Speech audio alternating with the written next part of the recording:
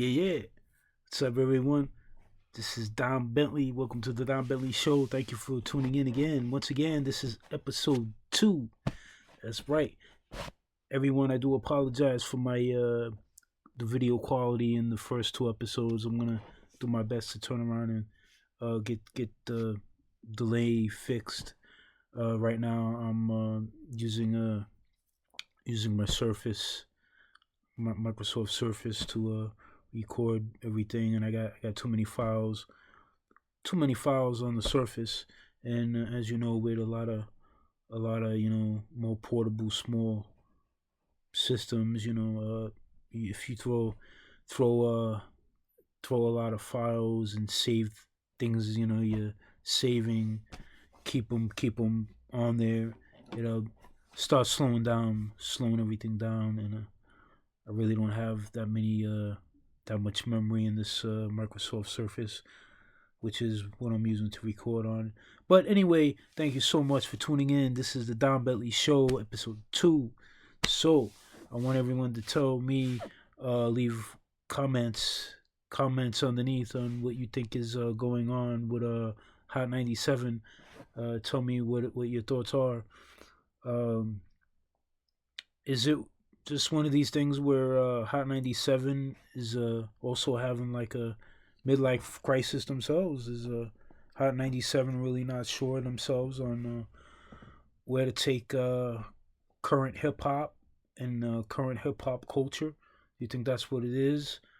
Is it Could it be something where it's a generational clash where between out of towners making up 50% of all New Yorkers now, and between the difference of young and old, you know, difference in differences in that, you think is New York City radio just not sure at this point on where to currently take hip hop and hip hop radio, where to go from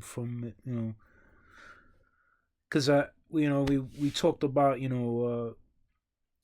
episode 1, we just talked about uh back in the day growing up, how New York City hip hop was mostly real grimy, on the grime, and how, like, today's generation, I honestly don't think that you know most people nowadays want to be on the grime 24 hours a day, 24/7.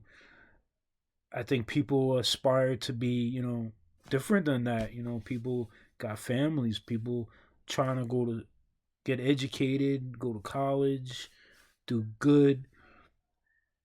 I'm not saying there's anything wrong with being on your grime, but we're talking about being on your grime in a deep, deep way. Where you really had to be a native New Yorker back in the day to be that far in the grime. And we also talked about on episode 1 last time how I was conveying the fact that right there made up a big difference of you know hip hop and rap in different markets and different areas compared to back in the day. New York City.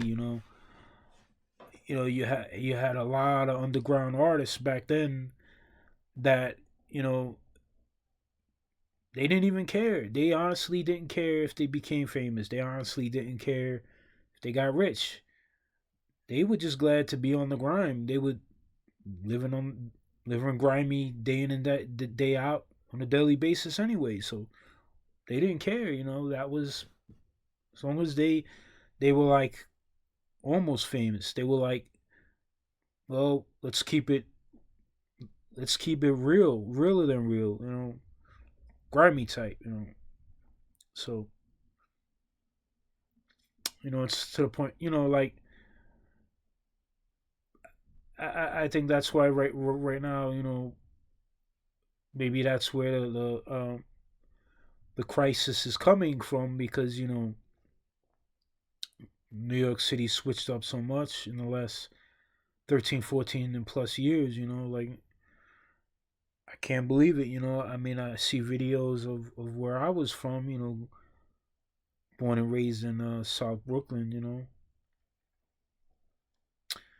and we're talking about like now, you got big buildings that big buildings, big money, people people are not. I mean, don't get me wrong. People struggle. People still struggle. Times are still hard, right? I mean, shit. Yeah. Everybody knows nobody could afford New York City rent. Nobody could afford to live in NYC. But I don't know. I don't know.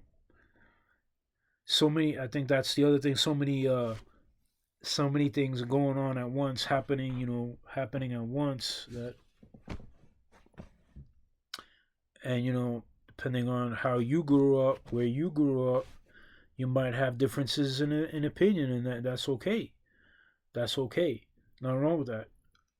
You know, and I'll be the first one to say I've been out of touch with a lot of things in the last few years because I'm 45 myself. I haven't lived in NYC since the longest. I mean, me and my family. I told you episode one. I was talking about how me and my family left in '97. It was way too hot. Way too hot. Couldn't live over there no more. Just too crazy. So we left. Went to PA. We never looked back. And to be honest with you guys, I don't really love PA. It's not like that for me. I always since day one, me and PA. Sorry about that. Me and PA. No, I'm not. I'm not like that. I feel like I don't belong here.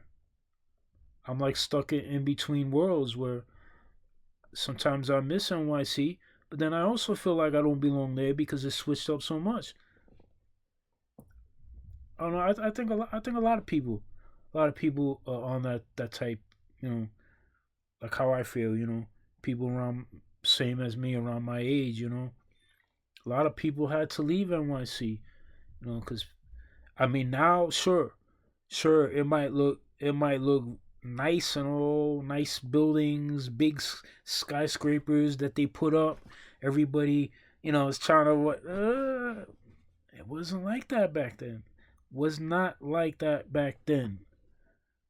Talking about all me and my